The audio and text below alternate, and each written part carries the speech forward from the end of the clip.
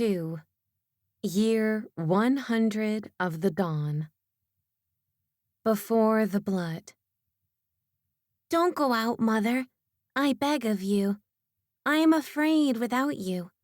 My heart is attached to you by a thick artery, and if you leave me, it will break, and all the blood will run out of it.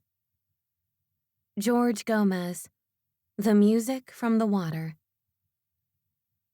Of course, this was before the bleeding. Can you imagine that? There was no curse here in the garden. Try to think.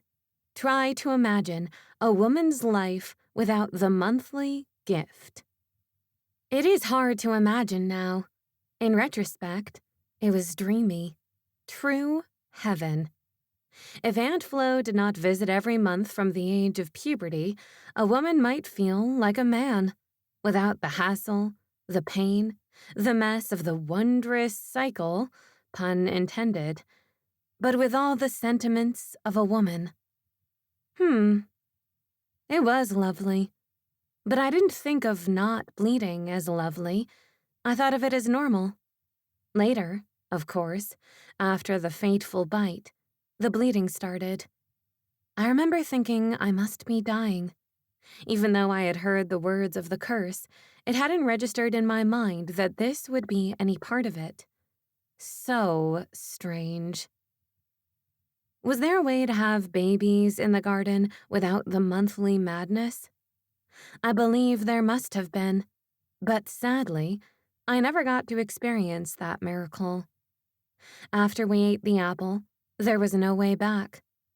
The gates of the garden were shut, with those terrifying cherubim blocking the path with swords. Can you believe it? No way back into the Garden of Delights. The cherubim, with all their dreaded eyes drilling into my soul, guarded the glory of the Creator and the splendor of the garden. I could no longer have those morning walks with him in the garden. It haunts me even to this day, a lingering echo that I'm sure has gone through every one of my offspring. Generation after generation after generation, all flooded with sin and fear and regret. I had opened a door, but shut another. What have I done? If only Adam could have been stronger. I mean, is it really the woman who falls? Or is it because the man does not have the balls to be the leader and to ultimately stop her, warn her, fight the serpent on her behalf? How often does a man follow a bad woman even to death? Strip joints, hookers, adulterous women. But I know it is not as simple as that. There is really no one person to blame. After all, the nature of the human being is to want what we want when we want it, regardless of the consequences. It is only after the consequences, after we have built a fortress of ill repute, where we become slaves to sin, that we finally cry out, "Oh, wretched woman, or man, that I am." What is temptation if there is nothing in us that is enticed by it? If we were pure with nothing to hook, then the bait would not take. But there was no we in the garden, as in you and I and the rest of my children, the human race. There was only Adam and me, and, of course, the serpent. If only the serpent had been as hideous, repugnant, and frightfully vile on the outside as he was on the inside. If he had been, I most likely would not have been drawn to him. I want to say I wouldn't have been drawn to him for sure, but unfortunately, I can't say for certain that I would not have sunk that low.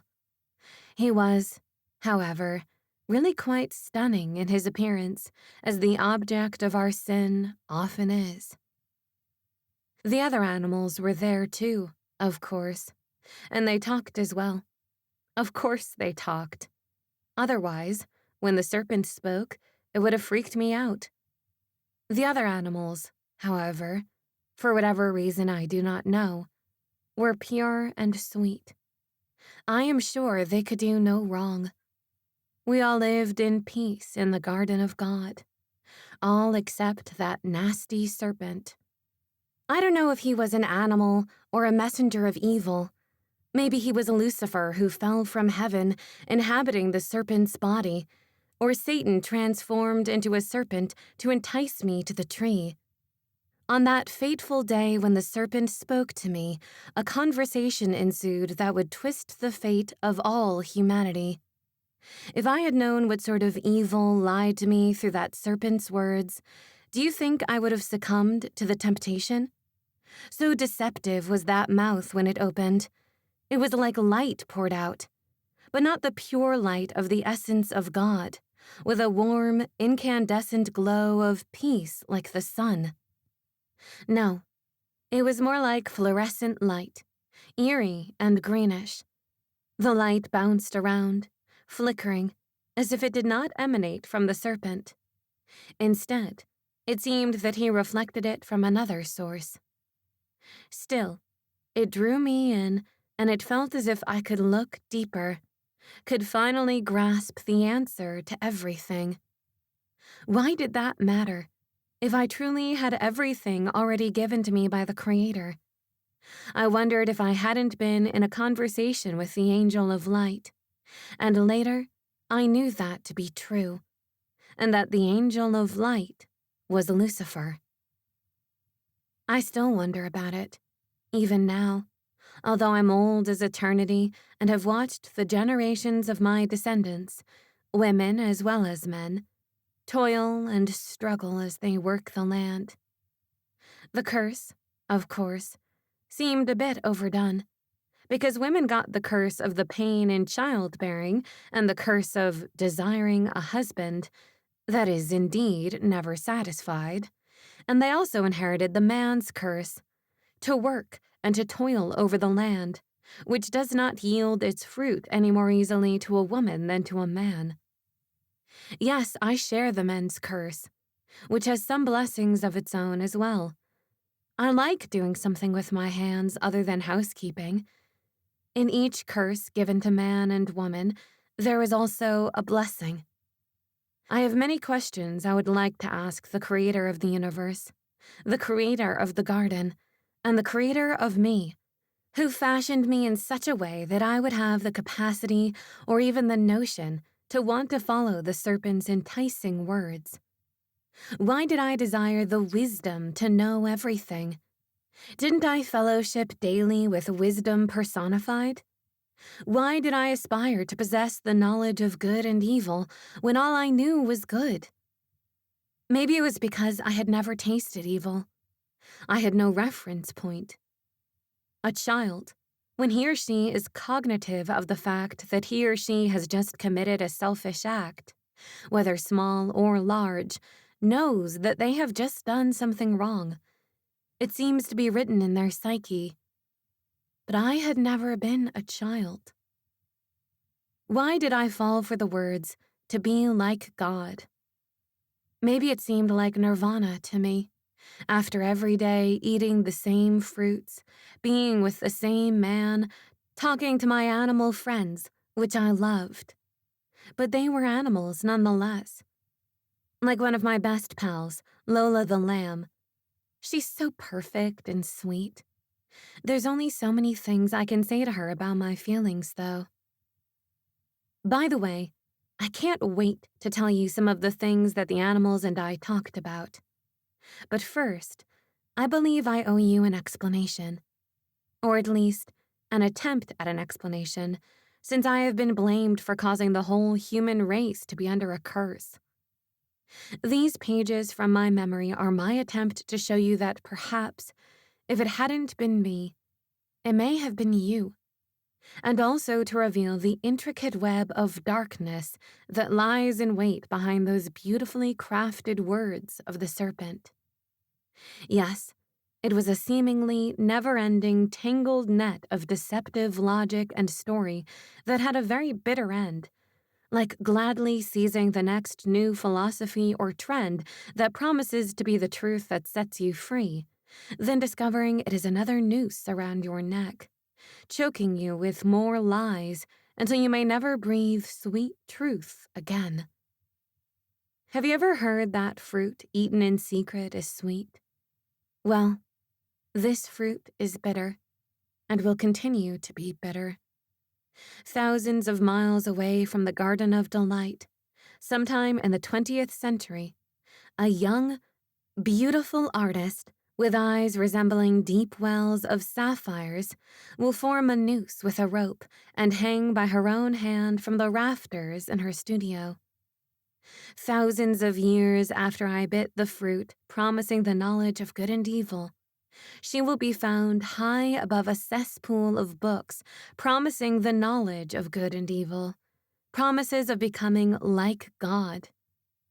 They will contain every philosophy ever written, except for this one unpretentious truth, that one can have true fellowship with the Creator as a unique creature created in the Creator's image.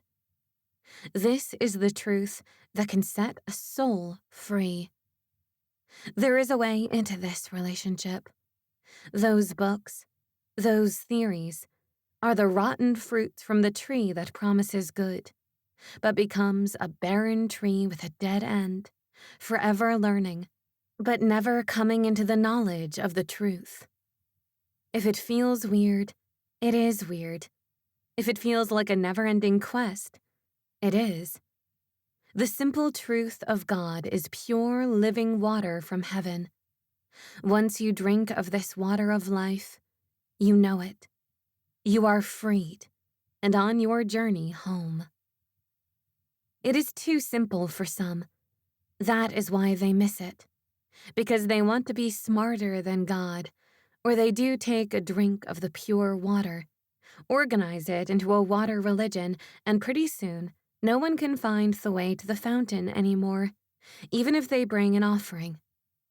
Granted, an organization can offer structure to organize the searchers so they can support one another or help guide them to the fountain. But often it is hard to get past the rhetoric, and one has to take the drink alone in the privacy of his or her heart to find the truth again. Humility is simple, and it is the first step towards the Creator. God created us. He must have the plan. I know we call God Father, but in Him is also the heart of a mother. I will elaborate on this later, but it makes sense, since both male and female are created as God's image. To keep my diary simple, I must choose one pronoun or the other, with capital letters, of course. I will usually choose him, but I never forget that in him is male and female. This false light was in the first bite. After the first bite, I became insatiable. Bite after delicious bite, one after another and another. I will know the truth, I thought. I will get into the mind of the Creator. In fact, I might end up being the Creator myself. Perhaps it is all about this, creating your own destiny, being like God. What could be wrong with that philosophy? Perhaps this was in the mind of Lucifer when he fell. It seems tough to swallow, I suppose. Why would we even want to be equal to God? So much responsibility, really. What is the pull? Isn't it easier to be a child than an adult? Children want to grow up, but then they are faced with responsibilities. But what if the fruit is eaten little by little, bite by bite? What was Lucifer's apple that he pondered? What was his temptation that cajoled him to his own first bite?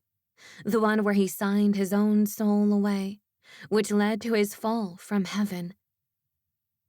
I think about these things now that I've experienced pain in childbearing and the monthly curse.